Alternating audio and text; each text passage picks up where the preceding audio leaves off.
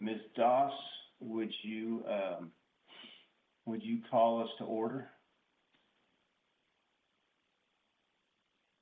Melanie Doss with the Interior Design Committee of the Board.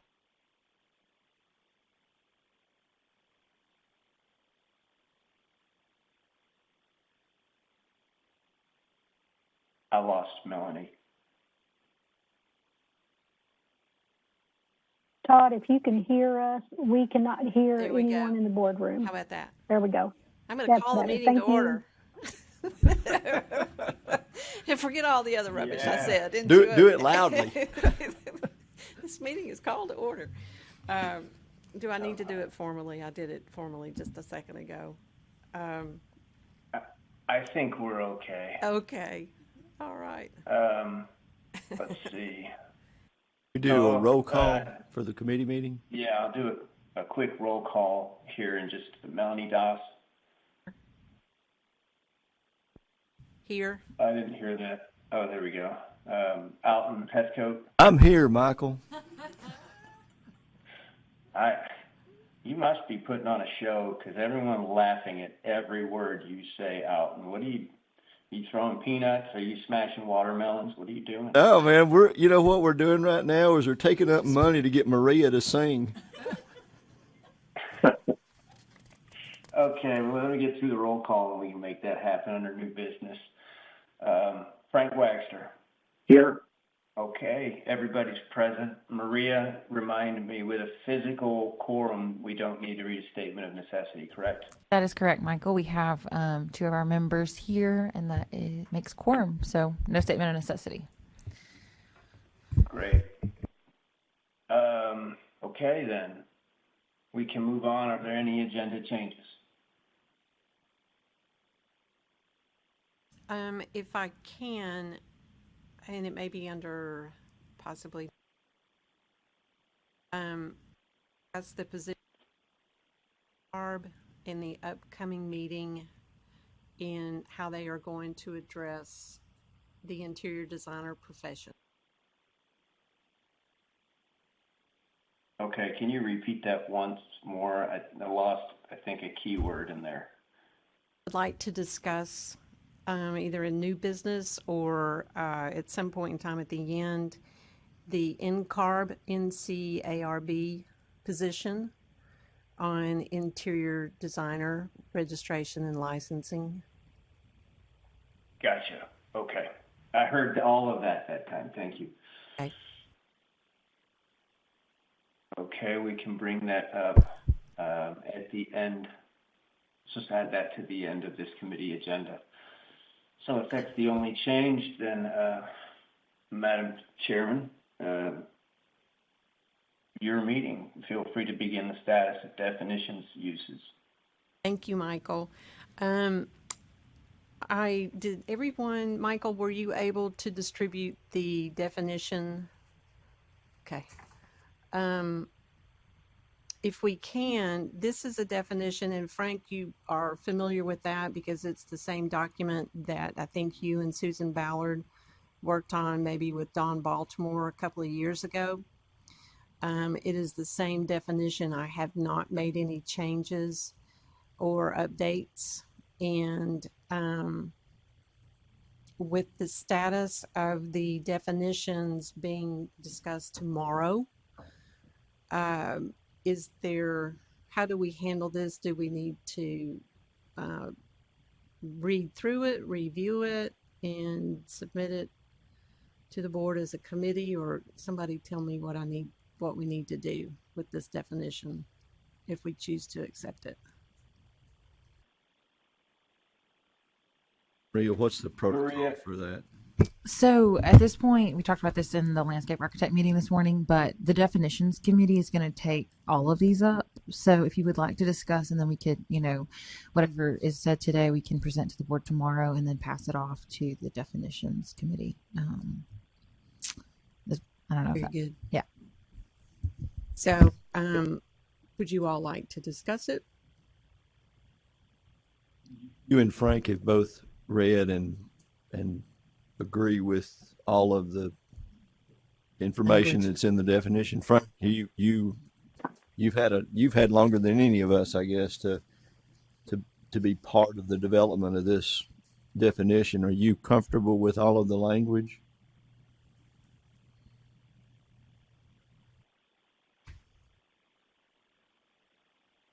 Yeah, this is Frank. This isn't like Melanie was saying. This is the same thing I've seen for the last 2 or 3 years, I guess. And my only comment is that it's way too long. I mean, I printed out what you sent, Melanie, and it's 5 pages long. And I think what needs to happen, and I think I heard you say this, but if this is what the Interior Design Committee wants to present to the Definitions Committee for review, then I think you need to do that, or we need to do that. But I think when we finally, dig down to what our definitions are going to be, I think everybody is going to have to, for lack of a better description, standardize how we define ourselves. And these definitions should be the definition of the practice of, in this case, interior design.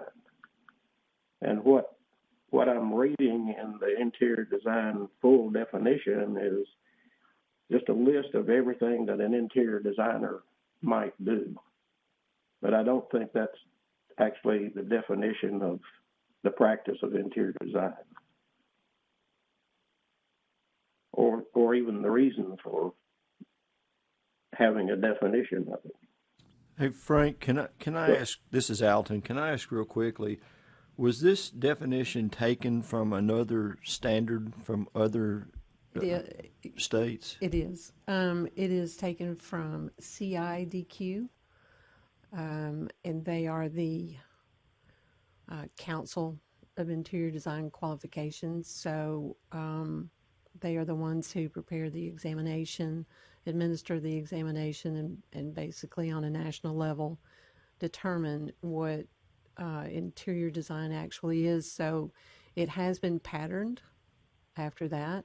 And there is also, they do have an abbreviated version, and it is a much more concise single paragraph that it might be such that we craft an abbreviated version for the definition for publication purposes. And then we can still have the more detailed definition in the event that the practice needs to be further explained as to what the services are, what we are capable of providing. Would that be a better solution? Yeah, this is Frank. To kind of dive down on, I think what instigated this was we had a hearing, and this happened to be about a guy saying he was doing architect or engineering work as an architect and trying to say he was capable of doing the engineering and so forth and so on. And the judge in this kind of said, "God, I wish we had a definition so we could say whether it is or it, And I'm not sure we can get that concise. But the whole reason is, I think that if there is somebody there that's practicing or acting as an interior designer, and they're not, how do you say you're not? Or if somebody is, an architect trying to be an engineer, then how do you define what an architect or an engineer is? How do you make a distinction? And so, but it's not we know what the definition of an architect is. It's somebody that's, taken the exam, passed it, had the education and the experience, and met all the requirements. And I think, to say here's what an interior designer is, there are like you were saying, Melanie, there's an exam and there's experience and education there, and same thing for all the disciplines. But what we're looking at is the practice of interior design. This definition here lists all these things that an interior designer might do, and a lot of them may or may not be something you're required to be an interior designer to do. Yeah, Am I making any sense at all? yes. And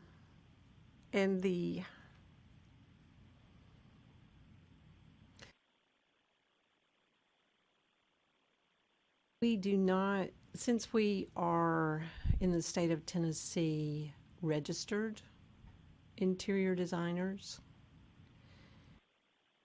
and we do not, and it's a title act and it's not a practice act.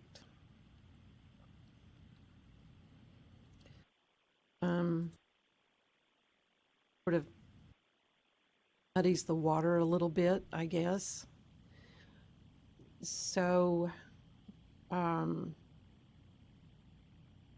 maybe it should be such that we adopt a definition that doesn't list all of the services and all the capabilities, and we're much more concise with the overall understanding of what an interior designer is qualified to do by education, practice, and examination. Can I ask just a quick question? I know that all of the disciplines, I think, now have tried to come up with and vetted a definition.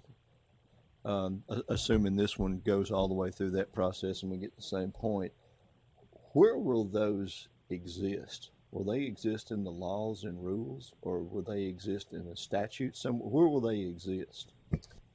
Ideally, they'd be in the rules and have a definition. We have a definition section. That would be, I think, the best route. All right, so if, for example, we do what Melanie was talking about and use the abbreviated version, but there some event occurs like what Frank was talking about, where there's a court case or some judgment that requires a more extended definition, how could you use this as a supplement somewhere, and then where would it exist? So we would only be able to provide, I guess, what is in our law. So what we adopt is what, they would look to. But as far as, like a court case in civil, that would be more so you bring an expert in, and I would say that's out of the purview of the board at that point. And you bring somebody from an expert from the industry in, and they can say whether or not that's included in interior design. And then, but as far as what the board would provide and what we would say this is, in our definition, here's our reg. Can I ask, well, maybe, like, for example, I know that there are things that we refer to like continuing education. There's supplemental information about continuing education and what's allowed for humanities, or how you can get credit for that. That's really not part of may be part of the laws and rules, but it's usually just a separate thing that you provide to us. Can we create it in that format and have it available in the what's the document called, Wanda, that the general information that people can look up on the website? You know what I'm talking about? The policies and bylaws. Yeah. Yes.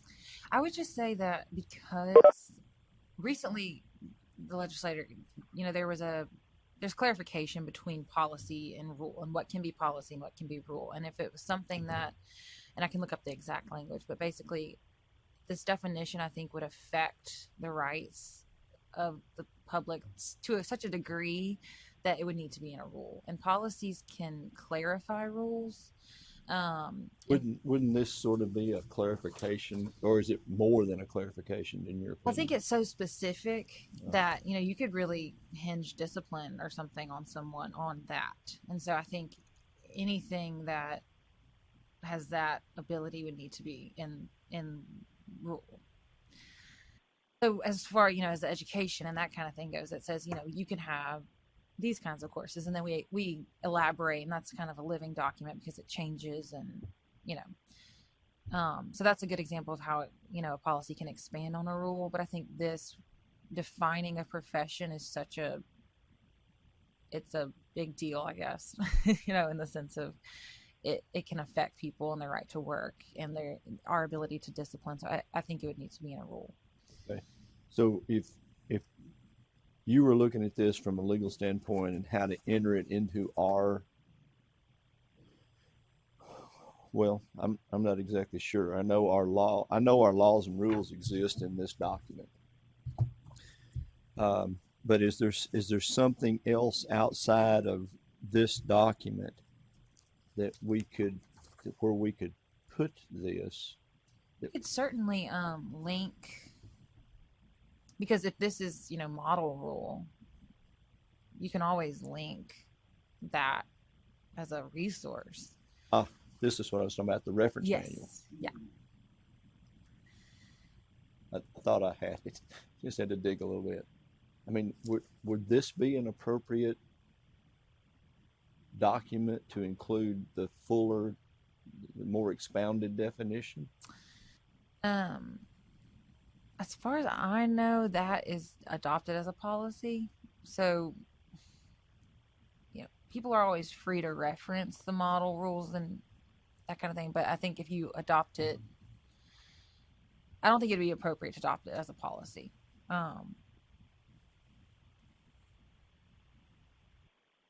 But we could always link it to say, you know, for further information on the model rules or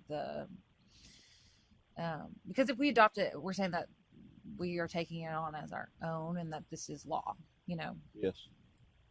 It is written, therefore Yes. it is enforceable. Yes, exactly. Okay.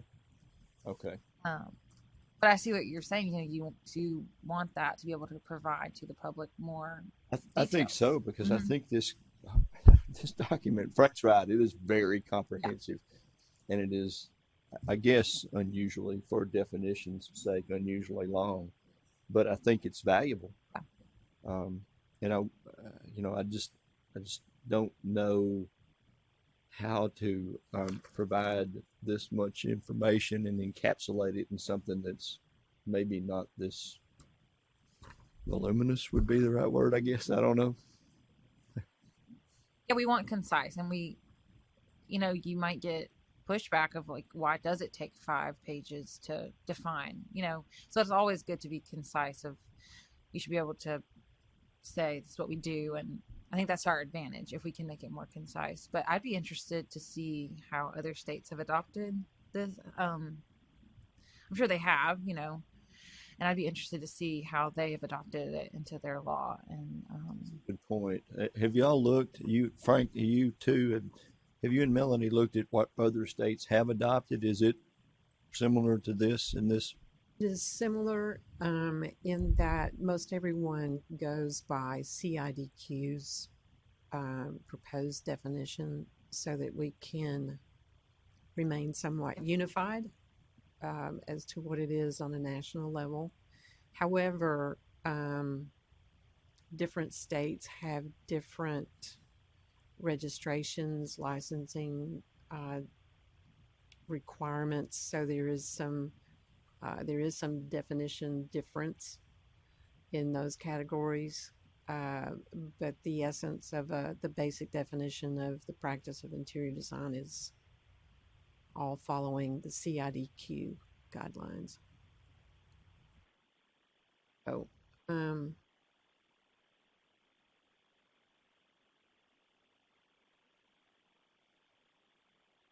So this is Frank. I think another aspect of this, and it came up in the Interior Design Committee meeting, is that we also,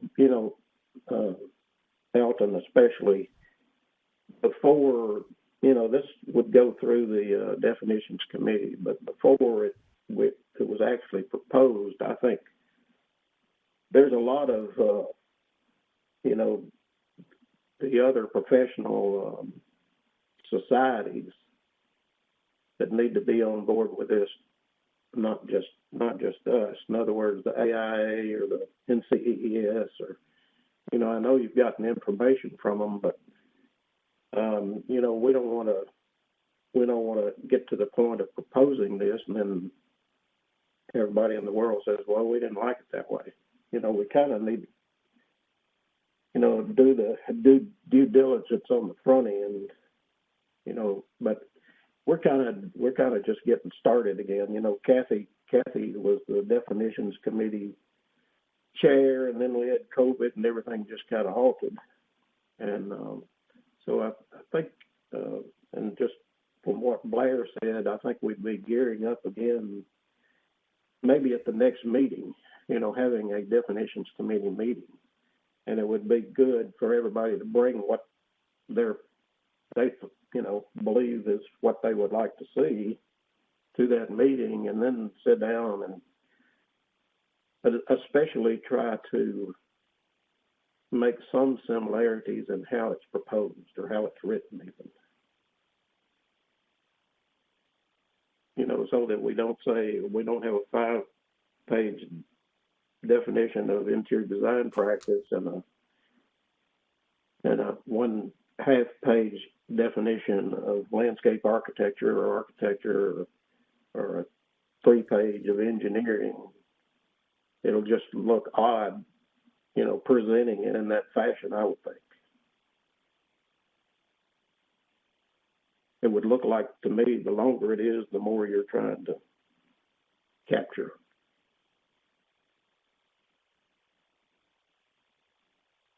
Sorry, Frank, this is Alton again. And I remember one time before, this was back in probably 2012, the interior design individual that was a member of the board at that time, Leslie, had proposed a definition for interior design, but when presented to the architects, they felt like it sort of treaded on their territory. Have the architects already reviewed and vetted this? Do you know? It was my understanding that this definition had already been through the definitions committee. And Frank, correct me if I'm wrong, in that assumption, that is simply the direction that I understood from Susan Ballard and also Dawn Baltimore, that this definition had been through the committee, and it was basically awaiting announcement along with the other disciplines. So, am I interpreting that information incorrectly? Yeah, I'm not sure through the committee is the correct term. It was Susan presented it to the committee and said, "This is the definition that we want to use." Okay. But the committee never got, to my knowledge, to the point of sitting down and hashing out all of them together.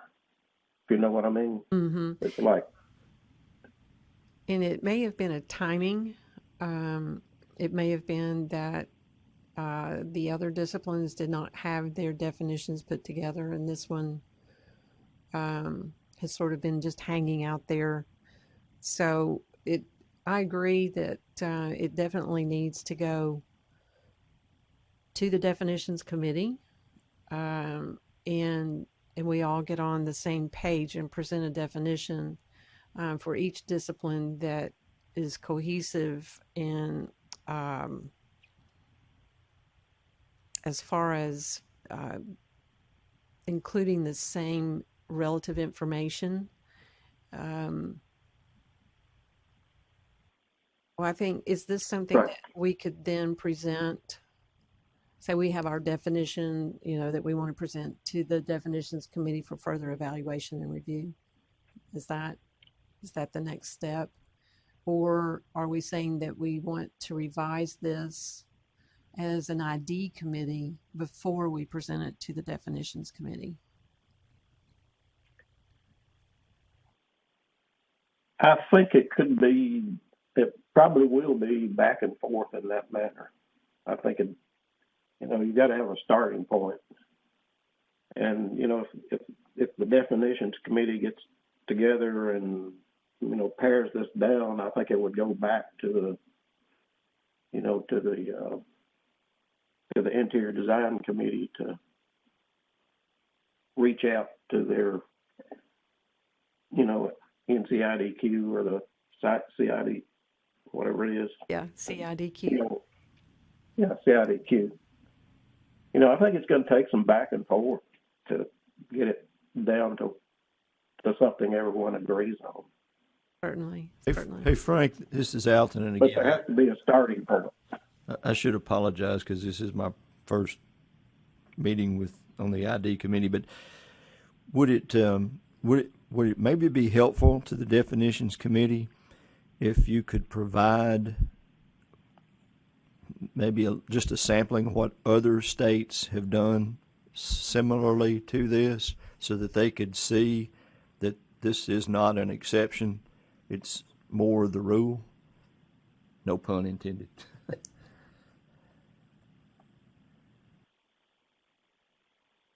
you think that would help, Frank? You're referring to the interior design going back to them. Well, no. What I'm saying is, Looking at other states. yeah. What I'm saying is maybe get examples of the rule that was adopted, or the definition that was adopted for other states for interior design, and use them as examples, so that the definitions committee could look at this and look at those and say, hey, listen, this definition really is in keeping with what is ordinary for the definition in other states. Right. Yeah, and I assume other states, when they adopt things, that they go through the process that we go through, or I would hope so. I know this is going to sound strange, but I'm almost to the point of wanting to say, okay, everybody's definition has to be done in 250 words or less. You know what I'm saying? I mean, it's like, do you really? I guess all of us could take and write, a book on, what we do. Hey, Frank, this is Michael. That may not be a bad idea. With these definitions, you kind of want to paint the 30,000-foot view, and then you can drill into the specifics when you get into the rules and the requirements of what it takes to get there. But I think, the quickest way to get this all done would be to paint as broad a stroke with the definition as possible, and then get into the minutiae down the road in a separate process. Right. And Michael, this is Alton. I understand what you're saying, but I think the fear is that once these definitions are published, if there are ever cases brought before a court, the court would expect a relatively thorough definition about what those practices actually are and how they're conducted. I'm afraid if we broad stroke it, that could leave each of the individual professions open to a lot of, I don't know, that would give a tremendous amount of latitude in judgment. I think we were trying to narrow that latitude in judgment some. That's not a problem. This is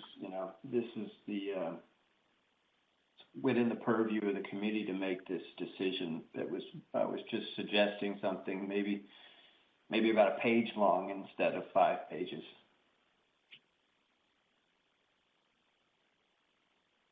And remember, Alton, that would be, we'd set a font size also.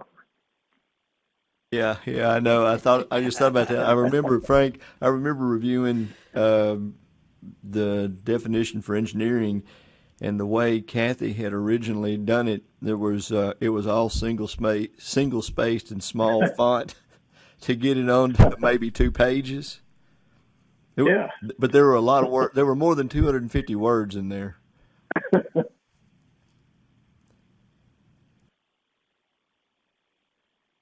Where would we like to go from here? Do we want to start with this particular document, submit it to the definitions committee, and then banter back and forth? If I were going to do that, Melanie, just a recommendation, I would have supporting documents from other states just to show. And again, Frank, what he said is true. Yes. I mean, most of these are written in smaller font and single spaced, and you were courteous in doing it this way where we could actually read it easily and work in the margins. Yes. But I think if even if we redid it and presented it to the committee, I'd probably do it in a little different format where it didn't extend over 5 pages. But I would also get supporting documentation to show what other states did, just so that the committee could see, yes, okay, this is the norm for this type of definition for interior design. Perfect. Or not. Oh, I think I agree. Okay. I agree. I concur because, Alton, you and I are new to this definition. I'm carrying it on from, the previous regime, and I think I need, and I'm sure there's supporting material. I just don't have it. So I need to initiate that process myself and wrap my head around where this came from, what's happening with other states, and so forth. So I think that's. My guess is Susan would be an excellent resource for that information. She is. She is. Yeah, Melanie, I was going to say, I believe Susan did that, but it's been so long I can't remember exactly.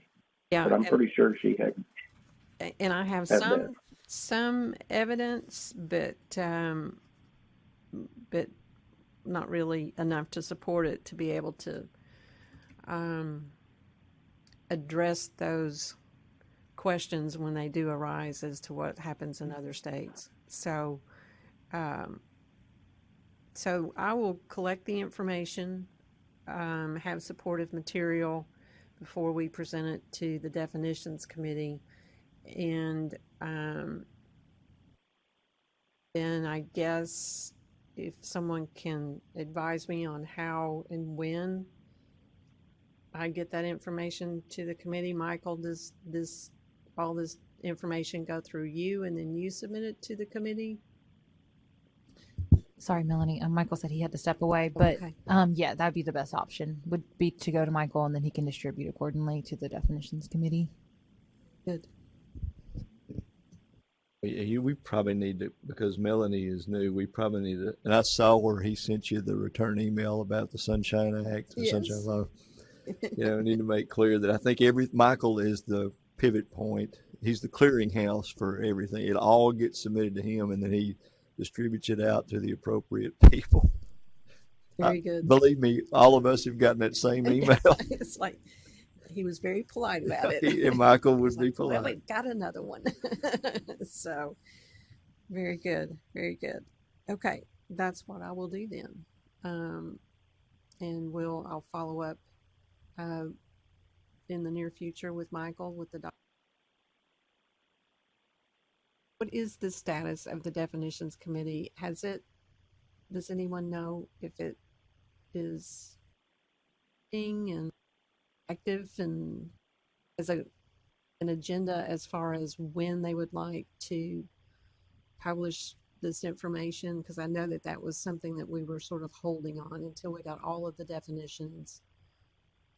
Yeah, so at this point it's been tabled. We haven't met since last year. I imagine with the talk of all the committees now getting some momentum going on their definitions, it might be something at our next meeting or in the near future. But there have not been any definitions committees meetings recently. No, I was in the interior design committee meeting earlier this morning, and Blair Parker is the chair of the new chair of the definitions committee meeting, and he suggested setting up a meeting of the definitions committee at the next board meeting date.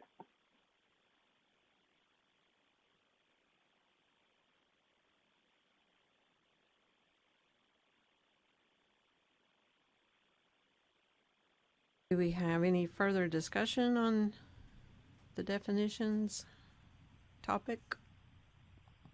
Are we ready to move on?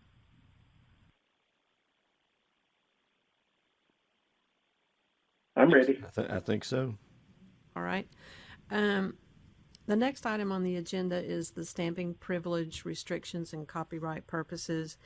This is basically for, there are a number of professional organizations that have asked this question of me as to will we return to stamping privileges, and if so, what are those restrictions and what have you. And when we were first recognized as a profession, we did have a stamp, but we had restrictions on how that stamp could be used. We were only eligible to stamp items or projects that included interior design services on square footage under 5,000 square feet. Has there been discussion, proposals, thoughts from the A&E board in general as to updating interior design stamping privileges? What has been the discussion on that topic over the last number of years? I do. Melanie, this is Frank, and Elton goes back a little further than I do, I believe. But since I've been on the board, I'm not aware that it's even come up. Okay. I agree with Frank. And I also wasn't aware that. Are you saying in Tennessee at some point there was a stamping privilege for interior design? Yes, there was. When I was first registered with the state, I received a stamp, and a number of things happened very quickly, and those privileges were eliminated as a result of an action by a judge. And I'll need to get my history correct on all of that. It's coming from the professional organizations across the state, as well as on a national level, in that states vary in their registrations, whether it's a Practice Act or a Title Act. There are some that have a Title Act, but they still have stamping privileges, but they are very specific as to what drawings can be stamped and should be stamped. And so it's the professionals across the state that are asking these questions of me. And so I thought I'd bring it to the attention of the board.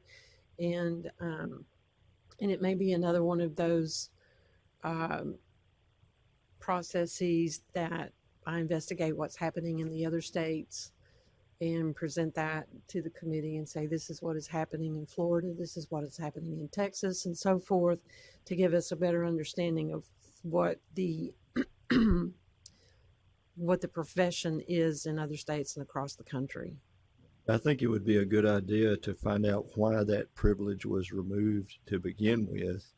And I do think it would be a good idea to to find out what is happening in other states, whether that privilege exists, and how they got around whatever this legal action was that took place in Tennessee that removed the stamping privilege.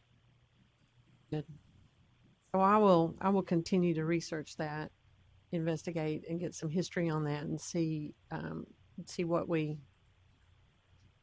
can discern from all of that, and see if there's an interest in moving forward with some other form of stamping privilege.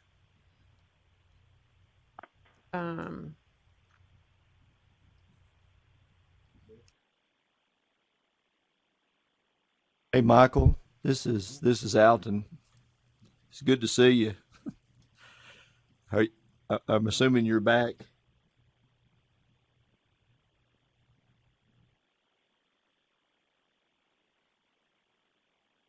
And if you are, you're muted.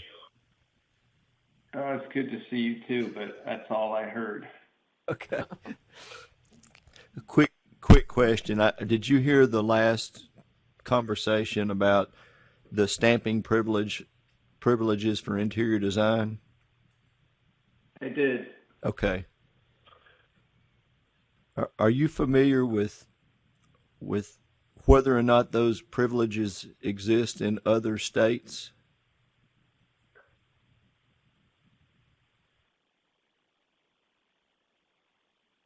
I cannot say that I am familiar. Okay. Hey, Alton, this is Frank. There are other states that have interior design have stamping privileges. Oh, thank you, Frank. They are well I'm defined. not sure what restrictions there might be, but Right. Well, maybe that would be helpful if we could find out from the other states under what circumstances an interior designer can stamp a set of plans. What rules exist that allow them the privilege of doing that? That might be helpful in the definitions too. I agree.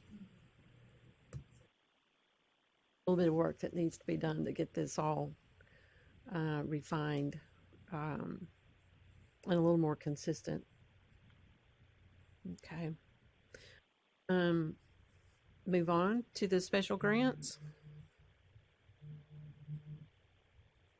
Well, I do have a question. I noticed in the agenda there it says copyright purposes. Is that tied into stamping, or Yes. anybody can copyright something? Right. And it does it.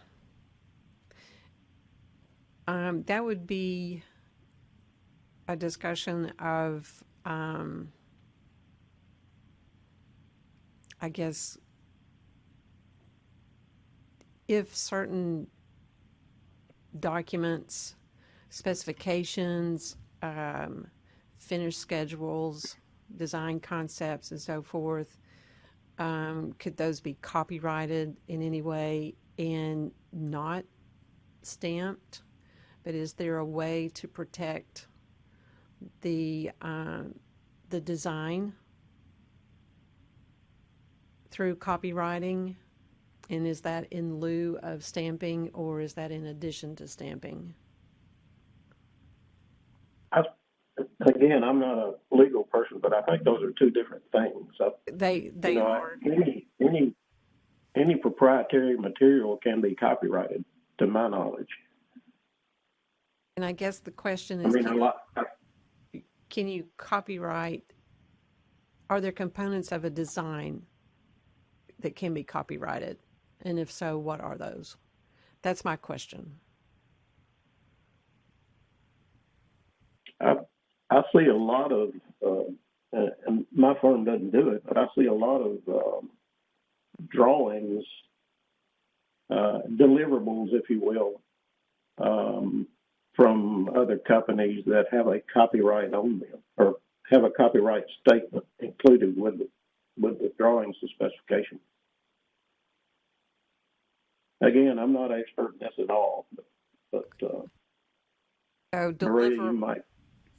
Deliverables of an architectural package you have seen copyrighted? Right. Yes. Okay. but it doesn't have anything to do with the stamp. That's right. That's right.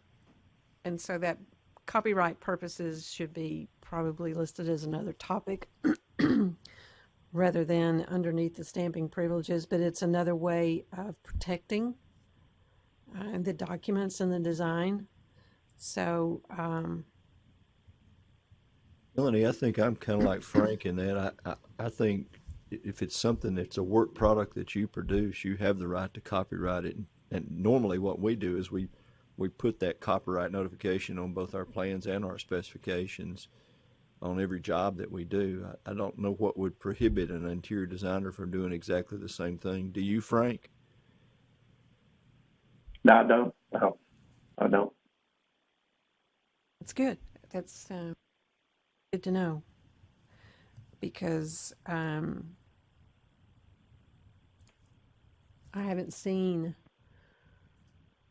an interior design package, specifications, finishes, FF&E, or anything copyrighted. So it's good to know that it can be done, and it might be useful information emanate to the.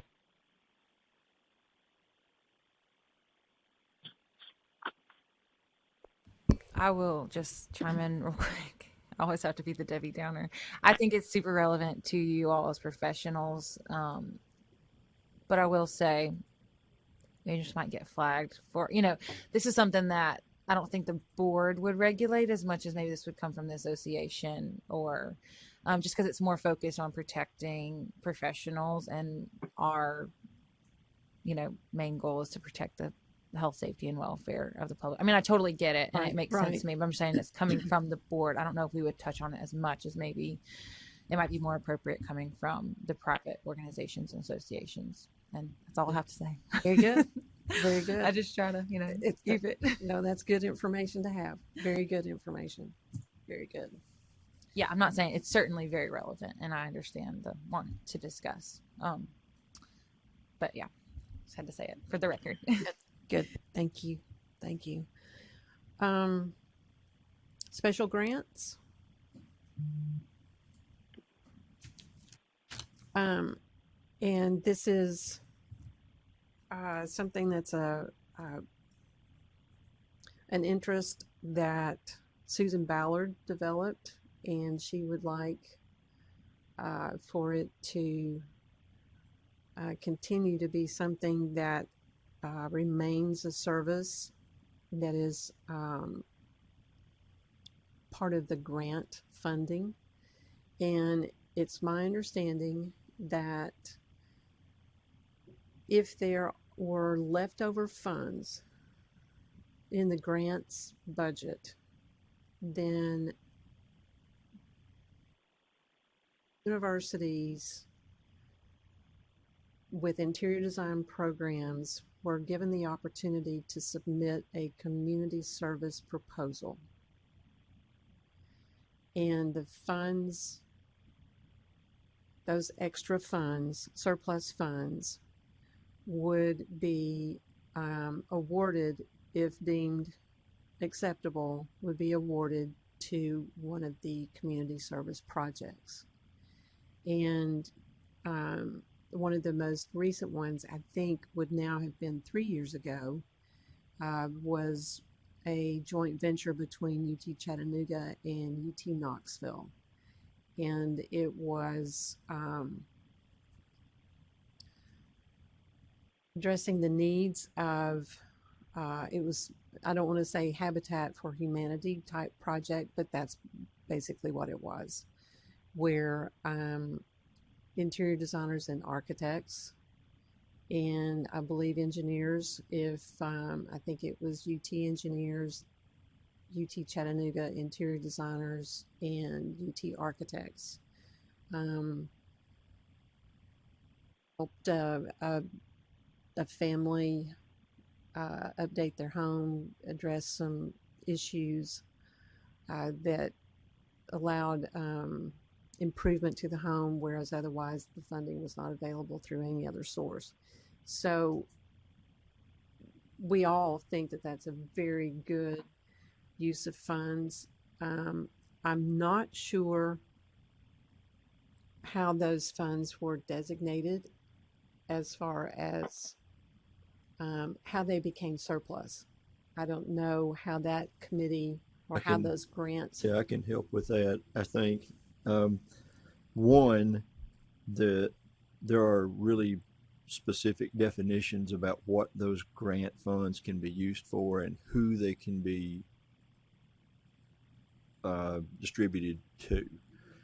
And there is a formal process that you do have to go through, and then the committee receives that and reviews it. And we have a certain budget every year, and what we try to do is we receive all the requests, and we look at the amount that each university is being requested or has requested, and to ensure that even the smaller community or colleges or universities get a reasonable share. We take half of those funds and distribute them. If there are 15 applications, we take half of that money and distribute it equally among those 15.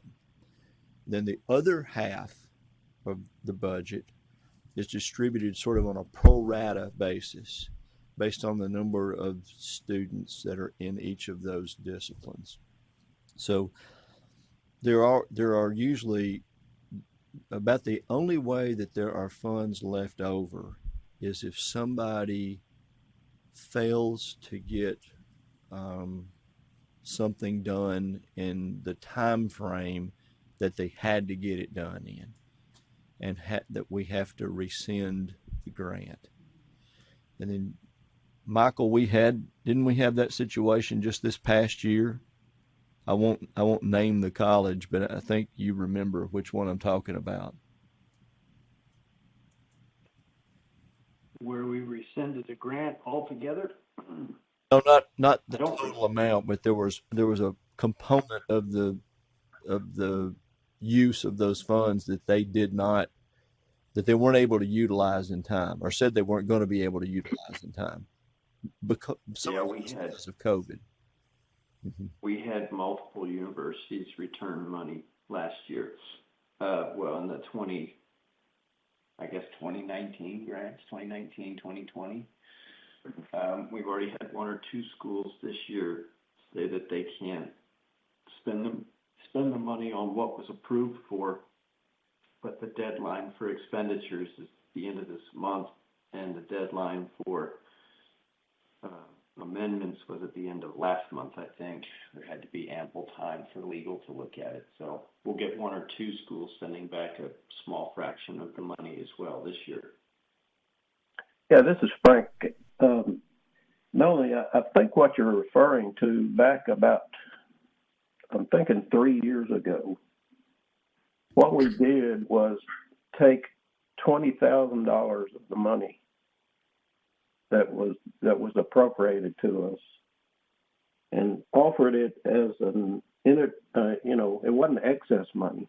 It was for special project, what we call special projects, and it was to promote interdisciplinary project. In other words, the project had to include more than just more than just an architectural group or engineering. It wanted collaboration, and it worked, but it was onerous, if you want to say it that way, because it was kind of tough to even get the proposals from different people, because they would have to get together. That sounds easy maybe, but it's not. When you get multiple universities, if you had like UT Knoxville, if you got the architectural group and the interior group and the engineering group and the landscape, if all of them got together, that would be all right. But it was something like UT Chattanooga had some, interior, and Knoxville had some. And again, I'm making up some of this, but the architectural.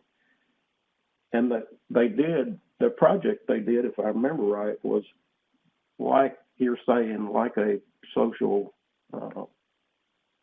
well, kind of like Habitat for Humanity project. One of the drawbacks, strangely enough, was you would think $20,000 would get somebody's attention, but a lot of the grants that, you know, these different departments get are way in excess of $20,000. And I almost had the feeling some of the faculty didn't want to spend the extra time, if you want to say that, to deal with it. But anyway, we tried that, and there was a special project done, and it was successful. But I don't remember, and Alton, you can jog my memory, I don't remember us deciding to do it again. I think I remember if it's the one I'm thinking about that you're talking about, they actually came and made a presentation of their project to the board. Yes. Right. Yeah. Right. And that actually wasn't a special set aside. That was taken out of the conventional grant funds because it met the terms and conditions of the award of the grant. So is there a special There's a community methodology service for doing that, but they'd have to craft their proposal to make sure it conformed with the state's guidelines for how those grants can be used. But they're creative. They can do that. So my question, I think, is do we want to continue with a special grant It wasn't. type thing? Remember, it wasn't really a special grant. It was under the conventional grants. It was kind of a really different and special. I think maybe the first time we'd seen a project like that, it was more like a community outreach type project. But they were using these interior design materials and skills and equipment to perform that service. So Frank, you're saying it was quite laborious. Yeah. I know Susan could shed some light on that because she was chairman of the grants committee Yes. at the time. It was As to how that actually worked. It was a really neat project too. I mean, I remember. Yeah, the idea is great.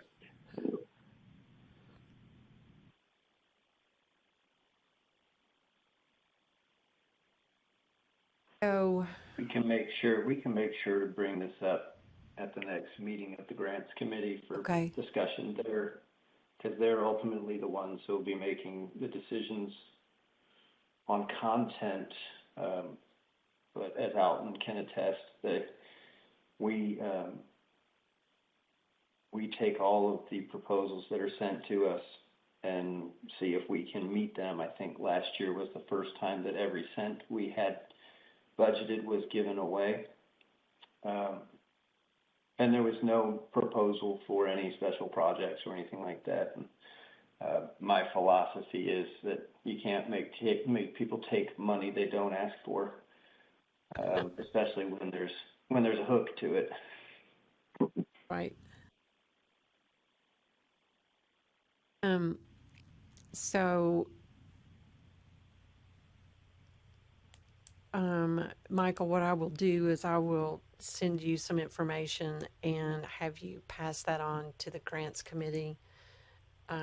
If I will talk with Susan Ballard and see how this whole thing became organized. And because it was a merging of other 2 or 3 schools, 2, 3 or 4 disciplines. So let me talk with Susan, find out some more details, and then I will forward those details to you, Michael. And you and I can discuss whether or not it should go on to the grants committee. Is that acceptable? Yeah, that's fine. I'm actually perfectly happy passing it on without a discussion and letting the grants committee make that decision. Okay. But it would be good to get the background before I jump into a conversation with experts. Right. Right. Okay. I'll get the background. Very good. Any more discussion on that topic? This is Frank. I don't have anything. Okay. Neither do I. I'm sorry, Melanie. Neither That's do I. good. The next topic is the complaint process, and I think that if it's okay with everyone, I think we addressed that in a meeting, a telephone conversation that I had with Michael and the executive committee,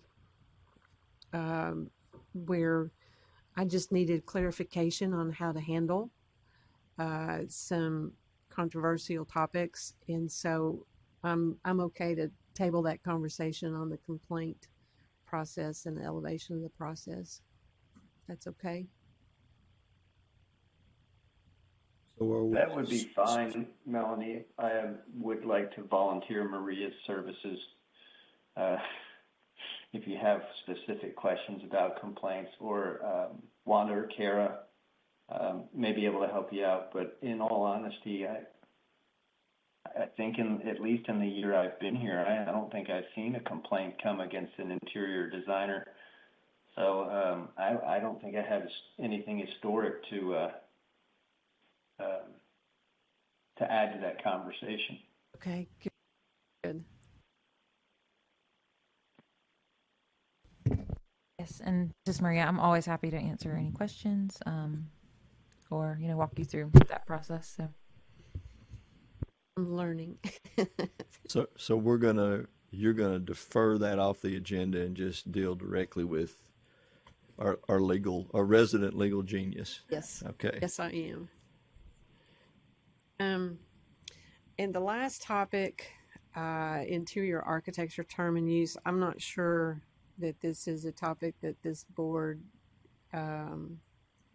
should address, can address. It may be more of a professional organization and educational topic, and it may be that we don't need to have a position on it and should not have a position on it. It's just something that a number of the professionals are coming to me asking me if the board has a position on the use of the term. I've talked with Susan Ballard about it, and she has indicated that it's really more of if the profession wants to take it up, they can take it up. It's not something that the board can address directly. And I just wanted to have a conversation about it to see if that is still where we stand. If that's, and basically what it is a lot of higher education programs are changing the name of their program from interior design to interior architecture. They are not modifying their curriculum or the program requirements. They're just changing the name. They have students sign a waiver stating that they cannot call themselves interior architects. And there is concern that among the professionals that it is a bit of a misleading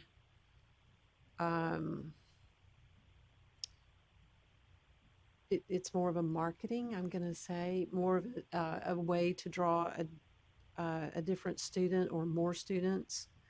And there's really no such thing as an interior architect. It is not a recognized profession. And so as the regulatory board, should we take a position, or should we just leave it alone and let them duke it out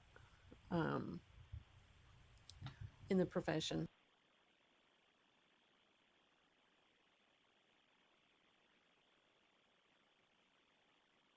Any thoughts? Well, this is Frank. First, let me say that's a very good question. Yeah.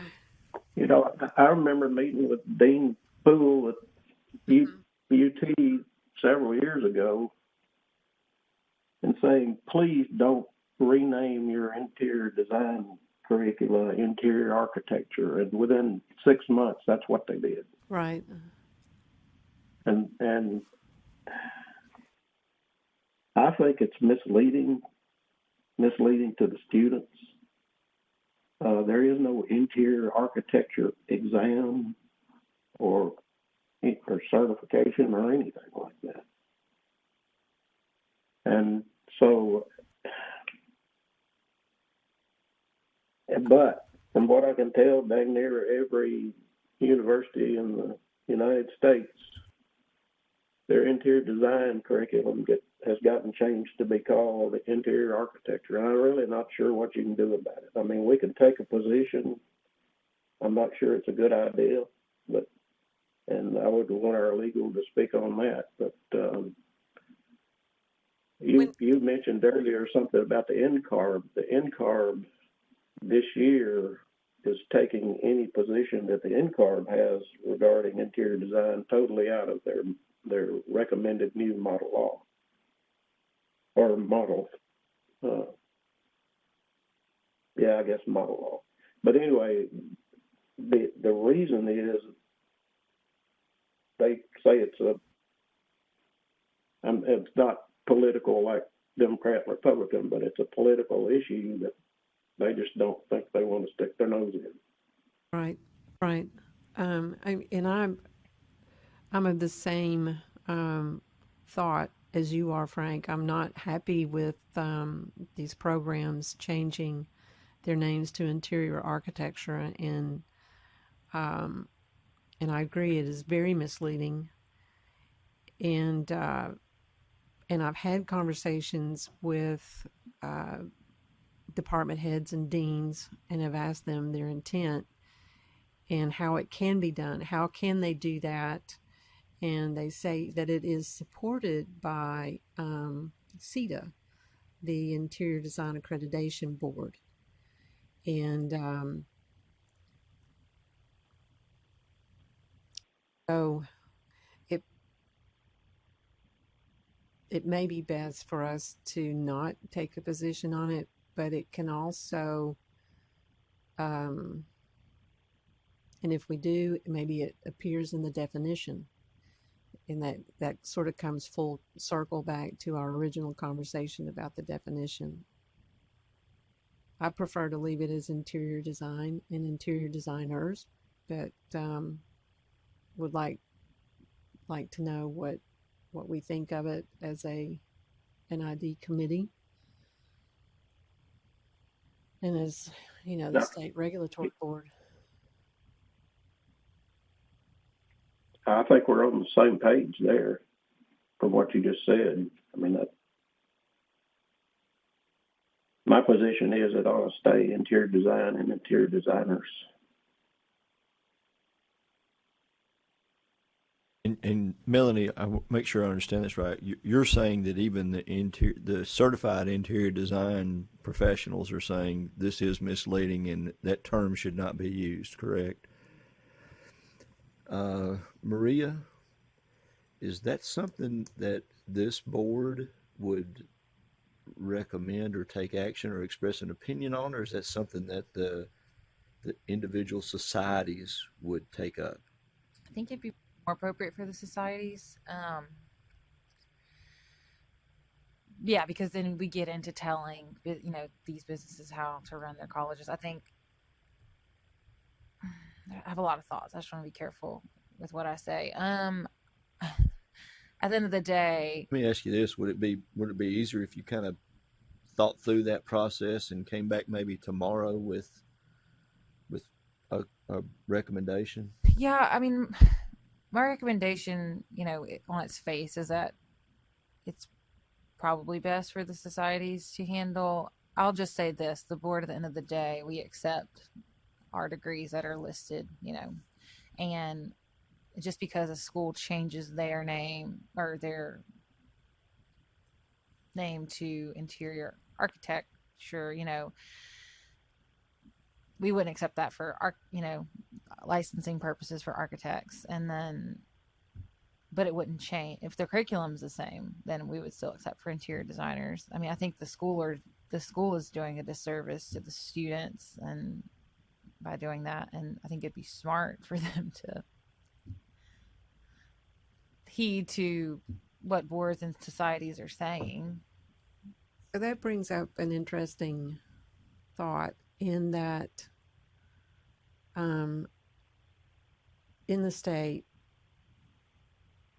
a registered interior designer is qualified through education, examination, and experience.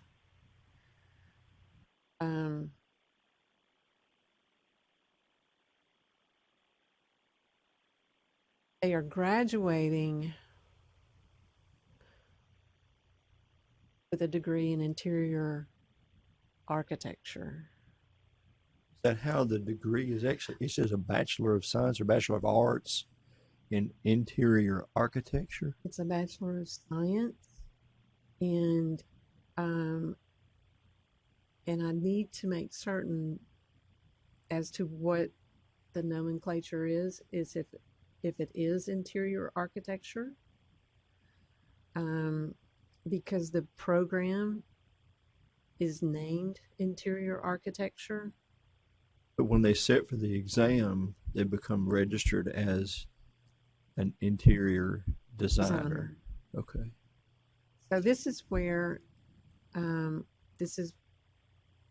things get complicated, and I guess that is why I'm bringing it to this discussion of, but do we need to clarify what the education is as far as a registered interior designer? What is the education? I mean, it's making things, it's very confusing, I think, to the recent graduate, and I think it's causing a number of graduates to not understand that they should register in the state as an interior designer. Do some of them enter that college thinking they're getting an architectural degree? The universities have a disclaimer, a waiver that the student signs saying that they do not and should not refer to themselves as interior architects. And that is the extent of the restriction. And why use the moniker architect? Using architecture. Or then the moniker architecture. Why not just call it interior design? That's what we're all trying to figure out. It's a marketing opportunity to draw. Do they feel like one has more marketing value than the other? Obviously, they do. It's a marketing. It's not. See, they can't. There's no formality to interior architecture as far as a profession, and so we are feeling that the student is being completely misled, and they're confused as to registering in the state as a registered interior designer. They feel like it is more to be a graduate from an interior architecture program, and that it is not the same. Even though they will not be licensed to practice architecture and won't be eligible to sit for that exam. Wow. Okay. See the dilemma. And maybe that we just observe, and I don't know if it's necessary to address the qualifications of a registered interior designer as far as the education, and say that we do accept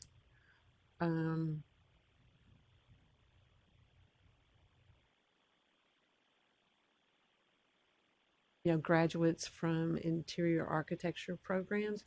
I really don't know. I don't know. This is Frank. I think, I know this isn't going to happen, but I'm saying it anyway.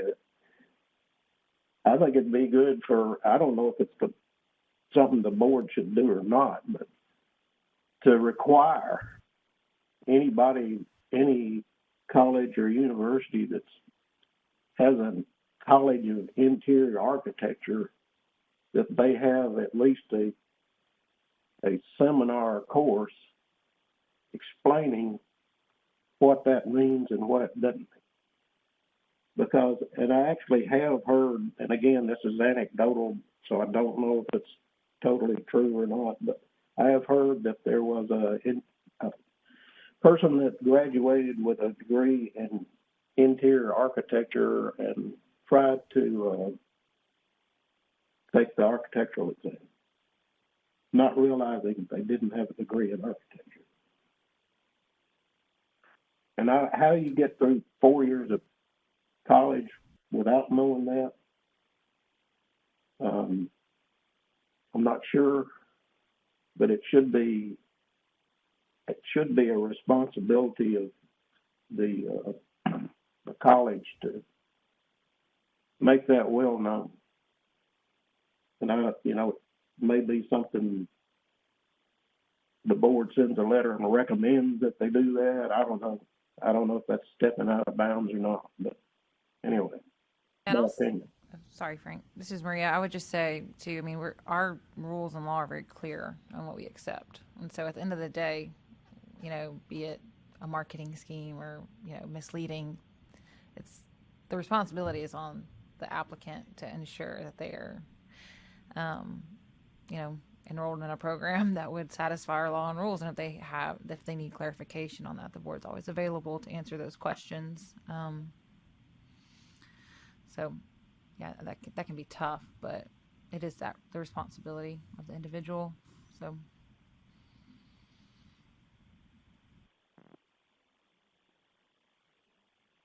Yeah, I understand.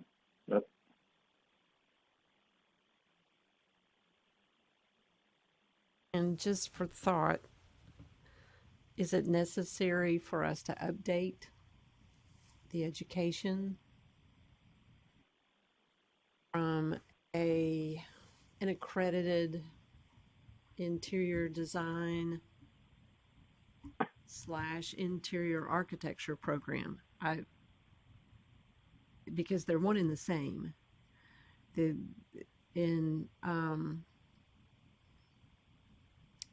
They're all accredited by CETA. And CETA is the one who has allowed the name change.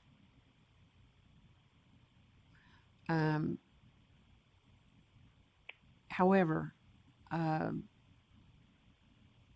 there is some confusion as to whether or not they should register and can register as interior designers in the state of Tennessee. So is there a need for us to clarify,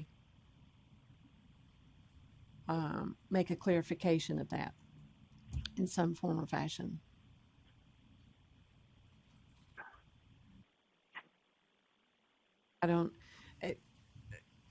I can review the law and rules in further detail just to, be sure that we're on the same page. But just at first glance, there's language that references, this degree or substantially equivalent. And I think that would fall under substantially equivalent. So like I said, on its face, I don't think there would need to be any changes, but I can review further.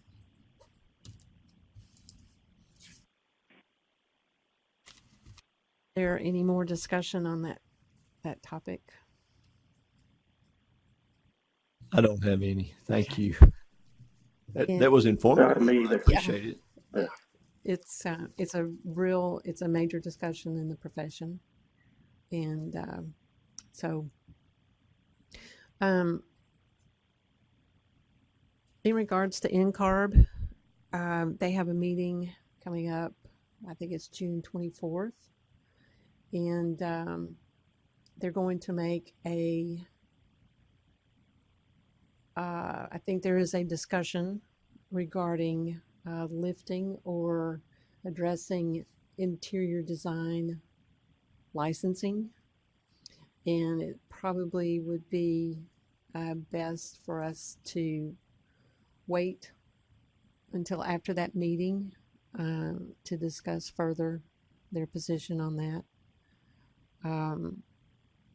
Because at the moment it's simply speculation, and I plan on attending virtually that meeting to learn more about what their position will be on that.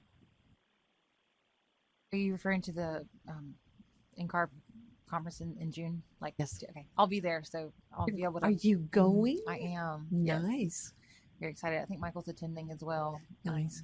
So we'll get the intel. The scoop. Yeah. Going to Good. Lower Allgood. What? LA, right? Lower Yes. Allgood? Yes, and I've never been. So. That would be good. Yeah. Great. Do you Great. even know where Allgood? Are either one of you going to LA? They are both going, apparently. That's what I was joking about, Yeah. Frank. I said they were going to Lower Allgood. Allgood's a little community outside of Cookville. Okay, gotcha. Sorry, totally went over my head. Okay. Does anyone have any other new business they want to talk about?